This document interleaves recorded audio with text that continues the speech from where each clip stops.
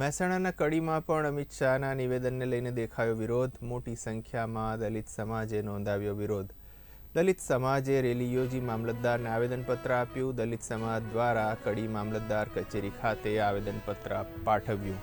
આવેદનપત્ર આપીને રાજીનામા તથા માફીની માગણી કરી. રેલી યોજી મામલતદારને આવેદનપત્ર આપ્યું. કોંગ્રેસ પાર્ટીના નેતા તથા દલિત સમાજના આગેવાનો દ્વારા વિરોધ. માગણીઓને સ્વીકારવામાં નહીં આવે તો ઉચ્ચ આંદોલનની ચીમકી. તો મહેસાણાના કડીમાં પણ અમિત શાહના નિવેદનને લઈને દેખાયો છે વિરોધ. મોટી સંખ્યામાં દલિત સમાજે નોંધાવ્યો વિરોધ. દલિત સમાજે રેલી યોજી મામલતદારને આવેદનપત્ર આપ્યું.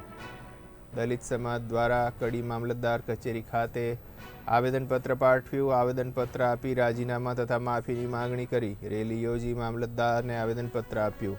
કોંગ્રેસ પાર્ટીના નેતા તથા દલિત સમાજના આગેવાનો દ્વારા વિરોધ. માગણીઓને સ્વીકારવામાં નહીં આવે તો ઉચ્ચ આંદોલનની ચીમકી.